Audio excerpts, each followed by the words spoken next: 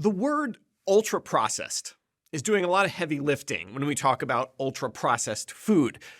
It conjures up images of huge factories, machines with vats and tubes mixing and chopping and amalgamating. It evokes the idea of chemicals, additives, preservatives, colors, flavors. Fundamentally, whatever definition of ultra-processed you want to use, it suggests that the inputs to this mechanical behemoth are fundamentally different from the outputs. Food goes in and something else comes out. And ultra-processed food is undoubtedly bad for us. At least we know that people who eat more ultra-processed food have worse health outcomes. And that feels right. It makes sense because ultra-processed food is unnatural, right? When RFK Jr. was testifying before Congress last week, he touched on the health impacts of ultra-processed food, but buried the lead by focusing on those chemicals and additives, those colors and flavors. He noted that our foods have more ingredients than similar products in Europe, that our FDA has a longer list of approved additives than similar agencies in other countries. The implication is that maybe the products would be okay if we could just get rid of red dye number 40 or something. This is not the problem with ultra-processed foods, or I should say it is an extremely minor problem. The main reason ultra-processed foods lead to poor health outcomes is because we are very bad at not eating them. These food products are designed by very intelligent scientists to be easy to eat, delicious, and shelf-stable. We need to worry less about what effect red dye number 40 has on rats in a cage, and more on the effect it has on the visual appeal of the food product and how that overrides our usual ability to restrain ourselves. The additives we need to worry about are the ones that make the stuff taste so good we can't stop eating it. Sugar, salt, fat. It's really that simple. In a game-changing 2019 study, 20 volunteers spent a month at the NIH. For 2 weeks, they ate a regular diet, then switched to one packed with ultra-processed foods. They could eat as much or as little as they liked, and both diets were matched for calories, macronutrients, and energy density. Still, on average, they ate an extra 500 calories a day on the ultra-processed diet. Simply put, these foods are bad for us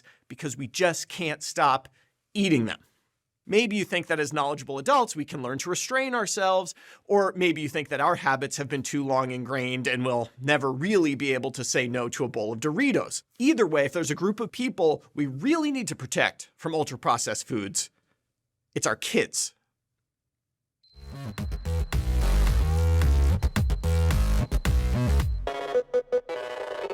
Multiple studies have demonstrated a link between ultra-processed food consumption and overweight and obesity in adults.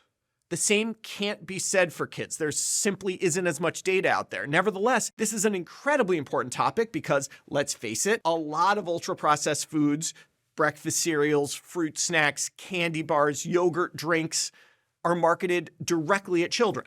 Fortunately, this week we got a study from Cosetta Milicu and colleagues appearing in JAMA Network Open examining the effect of ultra-processed food consumption in very young kids, 3-year-olds, on rates of overweight and obesity at age 5. The study leverages data from the child cohort study, a pregnancy-based cohort with 4 sites in Canada. At the 3-year visits, parents completed a food frequency questionnaire asking them how often their child ate any of 112 different individual items. Each item was assigned a processing level using the established NOVA system, from unprocessed, like a tomato, to ultra-processed, like marinara sauce with added sugar and preservatives. The question, of course, was whether consumption of more ultra-processed foods would be associated with higher weight 2 years later. But before I tell you the answer, let's look at some of the startling baseline data. First of all, this graph shows that these 3-year-olds are getting nearly half of their caloric intake from ultra-processed foods. I was shocked by this at first, and then sobered, and then anxiously reflective as I tried to remember what kinds of things I was feeding my kids when they were that age.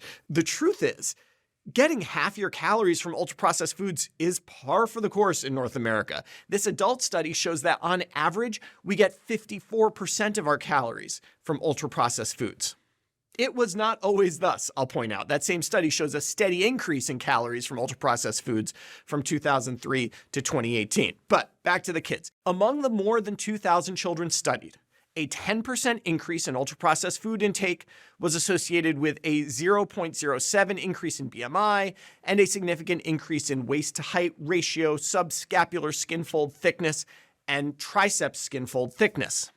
They were also significantly more likely to be obese, an increase in obesity by about 20% for each 10% increase in ultraprocessed foods. This effect was really driven by the boys, by the way. The effects were much weaker among the girls. But there's a major issue here.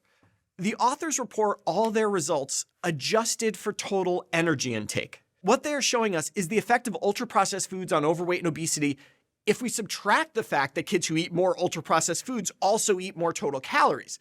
This is crazy to me and would lead, I think, to a vast underestimation of the effects. As I mentioned above, the real reason ultraprocessed foods are so bad for us is that we eat more of them than we should. They cause us to ignore our own satiety signals and keep consuming, leading to a higher caloric intake. As I teach my epidemiology students, don't adjust for on the causal pathway. My fear then is that people will look at this study and say, well, sure, there's a bit more obesity, but it's not that bad. In fact, in girls, it doesn't seem to have much effect at all. That would be an inappropriate conclusion here.